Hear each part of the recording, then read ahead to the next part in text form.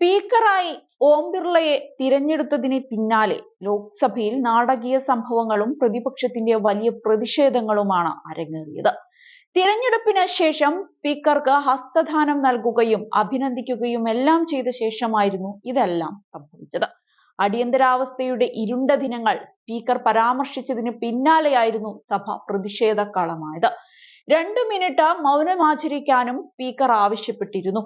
ഇതിനു പിന്നാലെ പ്രതിപക്ഷം ബഹളമുണ്ടാക്കുകയായിരുന്നു. അതേസമയം സഭയിൽ പ്രതിപക്ഷവും ഭരണപക്ഷവും ദീർഘകാലത്തിനു ശേഷം സൗഹാർദ്ദ നിമിഷങ്ങൾ പങ്കിടുന്നതിനും കഴിഞ്ഞ ദിവസം സഭ വേദിയായി. ഓം ബിർള തിരഞ്ഞെടുക്കപ്പെട്ടതിനു പിന്നാലെ പ്രതിപക്ഷ നേതാവ് രാഹുൽ ഗാന്ധി അദ്ദേഹത്തിനടുത്തേക്കെത്തി അഭിനന്ദനം അറിയിക്കുകയായിരുന്നു. പ്രധാനമന്ത്രി നരേന്ദ്രമോദിയെയും അദ്ദേഹം ഹസ്തദാനം ചെയ്തു. മോദിയും രാഹുലും പാർലമെന്ററി കാര്യമന്ത്രി കിരൺ റിജിജുവും ചേർന്നാണ് ഓം ബിർളയെ സ്പീക്കറുടെ ചേംബറിലേക്ക് അനയിച്ചത്. ഓം ബിർളയുടെ ചിരി ലോക്സഭയെ എപ്പോഴും സന്തോഷിപ്പിക്കാറുണ്ടെന്നായിരുന്നു പ്രധാനമന്ത്രി നരേന്ദ്രമോദി പറഞ്ഞത്.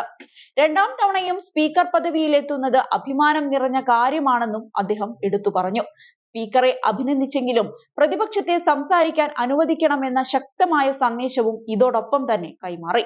അടിയന്തരാവസ്ഥയുടെ 50ാമത് വാർഷികമാണ് ഈ വർഷം നടക്കുന്നത്. ഇതിനെ അനുസ്മരിച്ചായിരുന്നു സ്പീക്കർ സഭയിൽ സംസാരിച്ചത്. എല്ലാ അംഗങ്ങളും രാജ്യത്തിനു വേണ്ടി ഒരുമിച്ച് പ്രവർത്തിക്കണം. സഭയുടെ അന്തസ്സ് കാത്തുസൂക്ഷിക്കാൻ എല്ലാ അംഗങ്ങളോടും അഭ്യർത്ഥിക്കുകയാണ്. തെരുവിലെ പ്രതിഷേധങ്ങളും സഭയിലെ പ്രതിഷേധവും തമ്മിൽ വ്യത്യാസമുണ്ടായിരിക്കണമെന്നും അദ്ദേഹം എടുത്തു പറഞ്ഞു. തുടർന്നാണ് അടിയന്തരാവസ്ഥയുടെ കറുത്ത ദിനങ്ങളുടെ 50ാം വാർഷികത്തിൽ 2 നിമിഷം നമുക്ക് മൗനമാചരിക്കാമെന്ന് അദ്ദേഹം സഭാംഗങ്ങളോട് പറഞ്ഞത്. പിന്നാലെ പ്രതിപക്ഷം ബഹളം ആരംഭിക്കുകയായിരുന്നു. ഇതോടെ സഭ പിരിഞ്ഞു. ചരിത്രപരമായ കാര്യങ്ങളിൽ ഓർമ്മ പുതുക്കേണ്ടത് നമ്മുടെയെല്ലാം ഒന്നിച്ചുള്ള കടമയാണ്. ഇതിലൂടെ ഭരണഘടനയെ ശക്തിപ്പെടുത്താൻ സാധിക്കുമെന്നും BJP വൃത്തങ്ങൾ ഇതിനിടയിലൂടെ പറഞ്ഞു.